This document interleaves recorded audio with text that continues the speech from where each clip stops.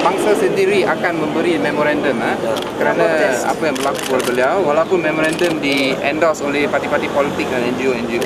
Ya. Jadi kita harap tindakan yang serius boleh diambil lah, kerana mangsa di sini adalah tidak bersalah. Ya. Mereka tidak mempunyai pistol ataupun apa-apa dan ditembak 5 kali, hampir mati. Hari ini kalau Nurizan hidup, itu adalah satu miracle. It's a miracle she is alive.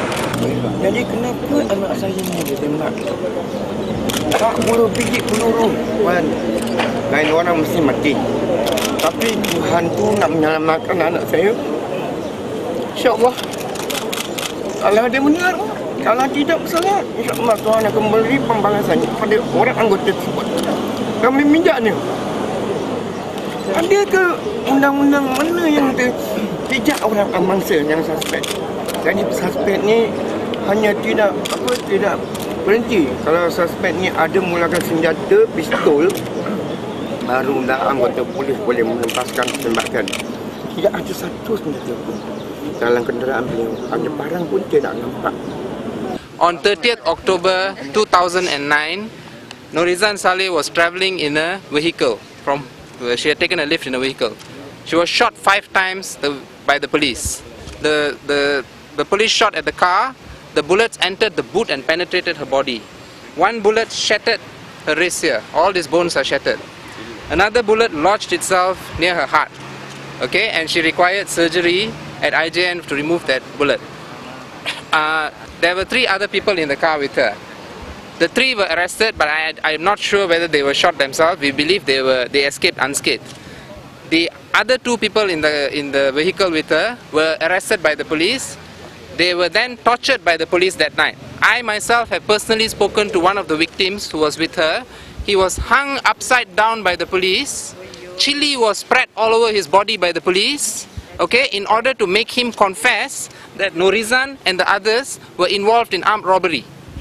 I have spoken to the victim, but the victim does not dare to come forward at this point of time for obvious reasons. So, let me just finish up very briefly here. The reason we are here is that the police cannot shoot people unless there is a threat to life of the enforcement officer or of any other person. They cannot simply shoot. Apparently, the car was stolen in Alostar. I'm told now that there were crowbars and all that. Now, firstly, this is the police version, okay? And there's no reason for us to believe the police version. Second, even if it is true that the car was stolen, even if it is true that there were crowbars and other implements in the car, does it justify the police shooting repeatedly at the car in that manner? Is that how you apprehend suspects?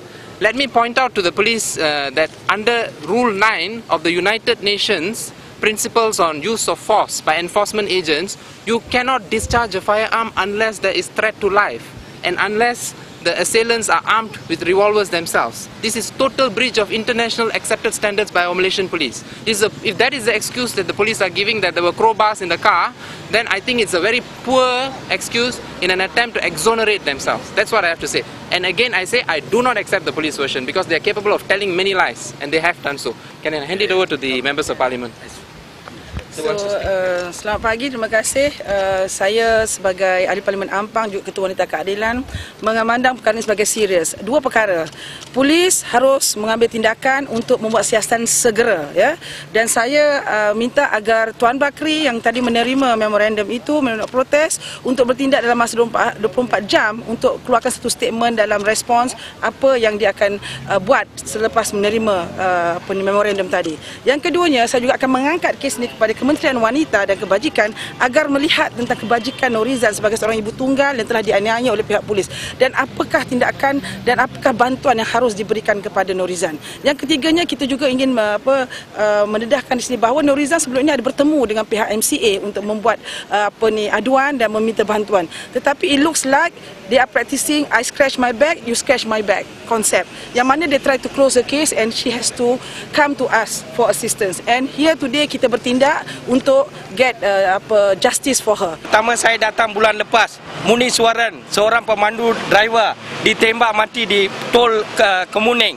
Ini kes yang kedua datang sini. Saya tak tahu next month berapa kes lagi akan ada lagi.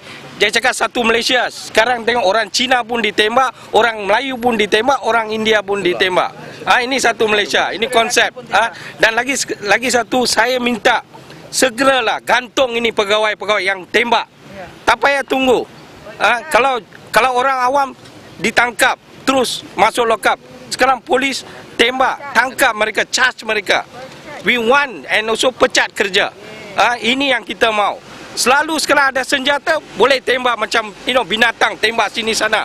Wah, apa ini? What is this? I want Isyamuddin untuk jawab. Menteri patut jawab. Menteri Dalam Negeri.